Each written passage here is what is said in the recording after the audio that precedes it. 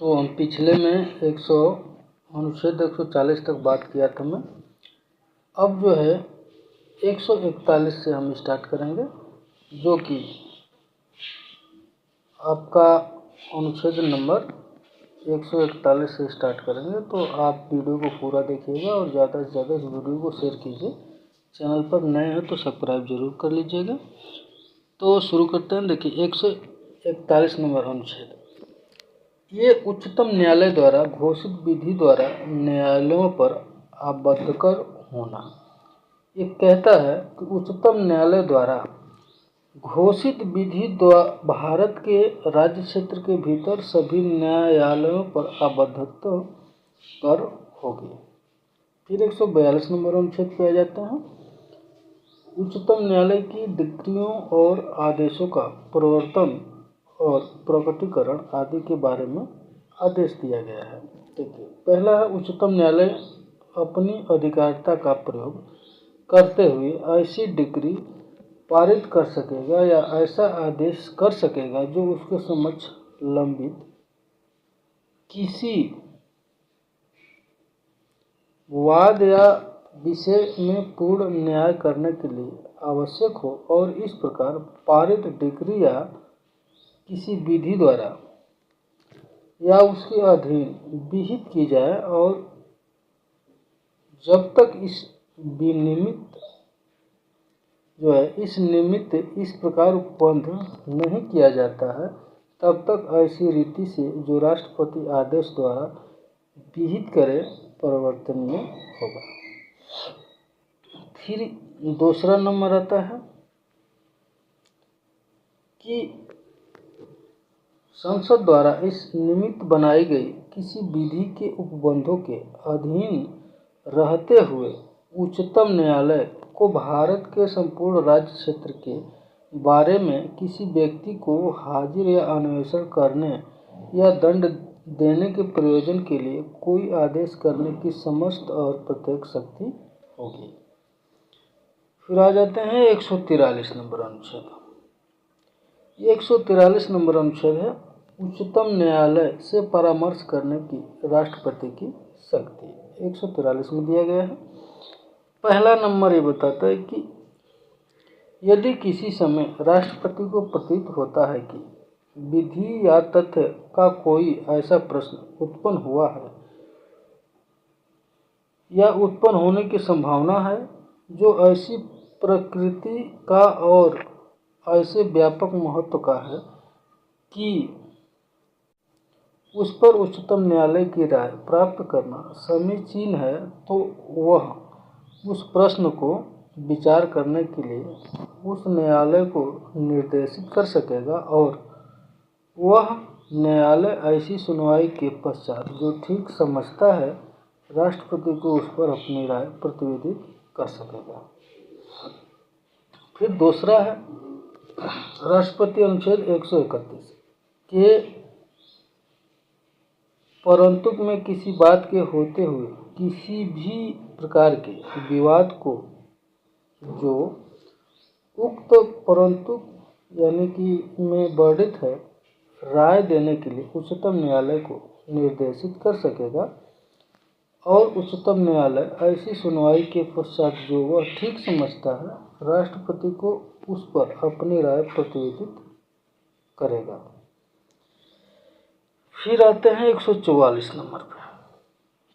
144 number में है civil और न्यायिक प्राधिकारियों द्वारा उच्चतम न्यायालय की सहायता में कार्य किया जाना।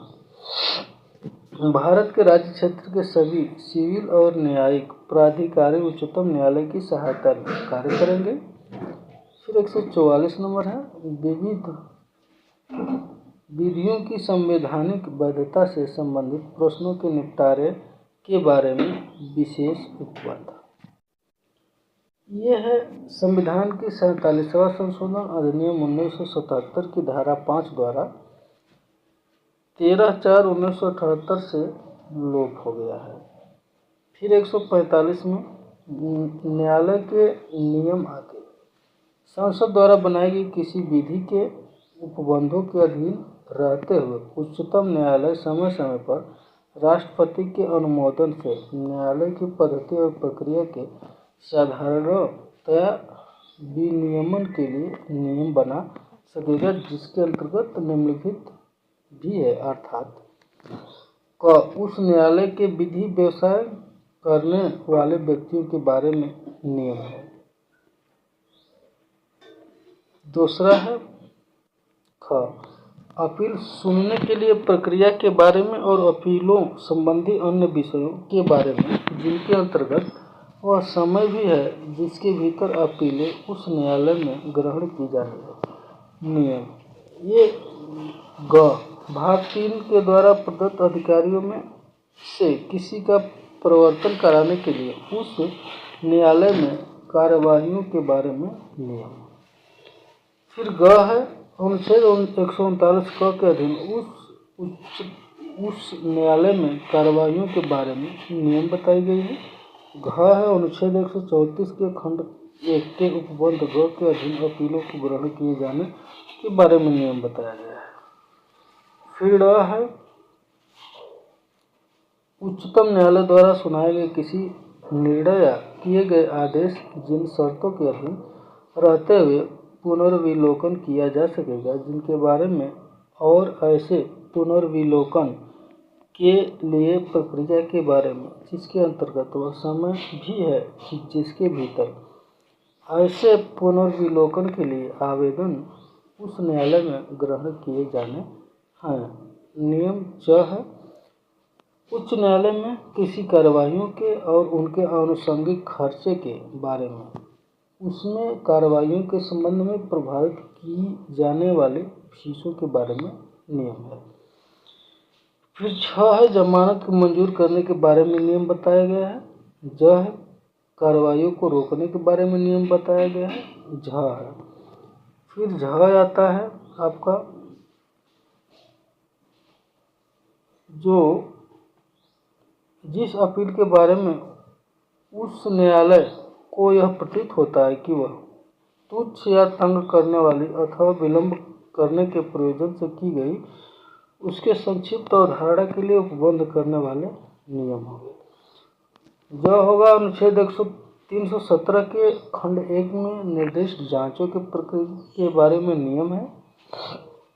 दूसरा आता है खंड 3 के उपबंधों के अधीन रहते हुए इस अनुच्छेद के अधीन बनाए गए नियम